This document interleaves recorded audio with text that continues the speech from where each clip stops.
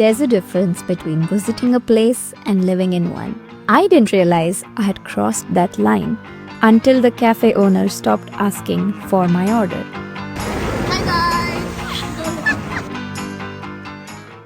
There's a specific kind of quiet that happens when you travel alone for long enough. After 6 days spent weaving through mountain passes and chasing viewpoints on the Hajang and Kaobang loop, I came to Ninh Binh to slow down. And I got exactly what I had asked for. I just didn't expect slowing down to feel like a burnout final boss. At first glance, Ninh Binh is exactly what you've probably seen online. I thought I'd spend a few days here, see the sights, and move on. Instead, I ended up volunteering at a hostel and somehow stayed 3 weeks. A majestic place like Ninh Binh does not care that you're having a rough week. The winding road in the rice paddies doesn't know about your burnout, and the ancient limestone doesn't really care. And there's something almost so rude about how beautiful a place can be while you're crashing out in the middle of it all. I did all the touristic things one does: the Dragon Point, the temple, and the lotus fields. Oh man, the beautiful lotus fields. I sat there for hours, and it looked exactly like the description of my happy place. If you know me, you know lotus is my favorite flower, and favorite doesn't even begin to cover it. I have never seen lotuses of this color, and there's so many. I feel, oh my god, it's so beautiful. But the whole time I kept thinking this would mean so much more if I had someone to turn to and say, "Man, look at this." That's the part nobody displays in their travel recaps. Solo travel isn't lonely because you're by yourself. It's lonely because you keep having these amazing moments that are begging to be shared, and there's no one there to hand those moments to. Then, the way it always happens, and never the way you plan for it, I met people. Not in some cinematic way, just the same few faces showing up at the hostel breakfast. That was it. That was our origin story. And there's something so strange about hostel friendships. You know they're temporary before they even begin, and nobody pretends otherwise. Everyone has a bus to catch, a visa that's about to run out, and a flight home waiting somewhere. Maybe that's exactly why people skip the small talk. You don't spend weeks figuring each other out. 2 days together are enough to tell this stranger your life story. Sometimes it happens over breakfast. Sometimes over a game of Catan that somehow lasts 4 hours. Sometimes while sitting next to each other in complete silence while you both write in your journals with just the comfort of knowing that someone else is happy to exist beside you. There's this part nobody tells you about making friends while traveling. It's not the wild nights that make it feel like home. It's the boring stuff. Afternoons that usually go the same way. Floating away in the pool, chess matches that become unofficial tournaments, board games where everyone becomes suspiciously competitive, and ultimately ends with trying to befriend the Vietnamese grandma next door. We rented bikes and started riding through unknown routes, exploring caves that were not even on the maps.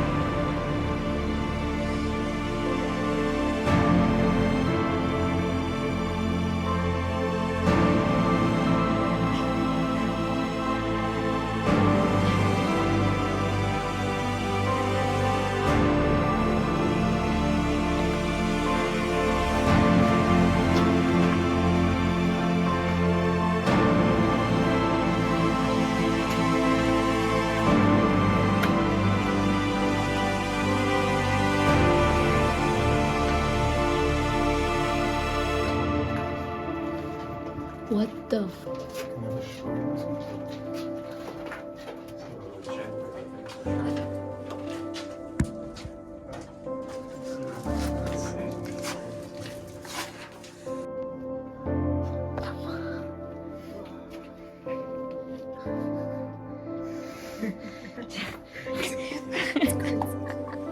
It's probably haunted.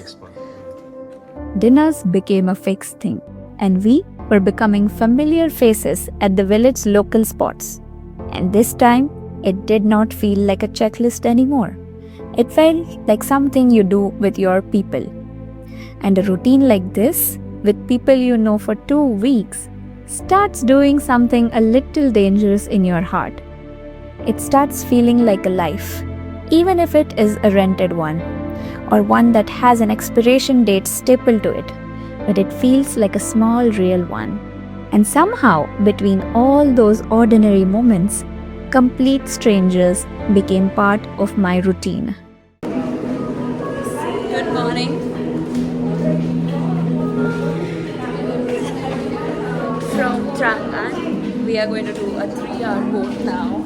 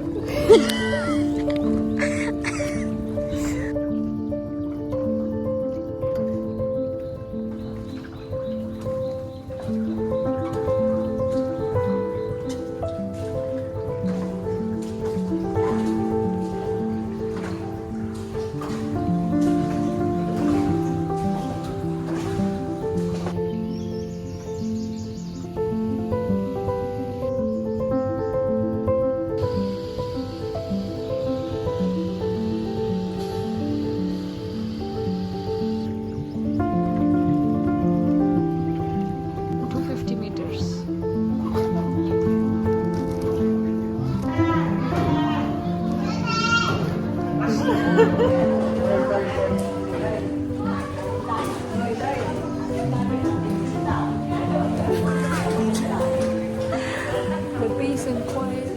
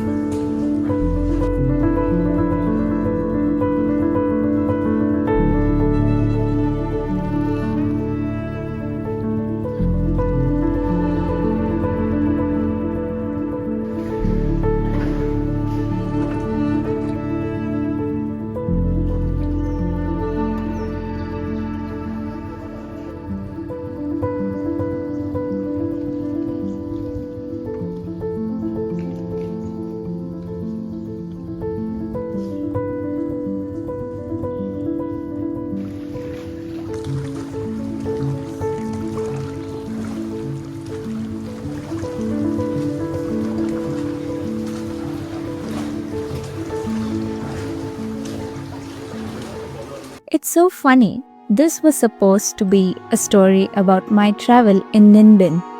But when I think about Ninh Binh now, I barely remember what day I visited which attraction. But I remember exactly how it felt to walk downstairs every morning knowing who'd already be sitting at the breakfast table.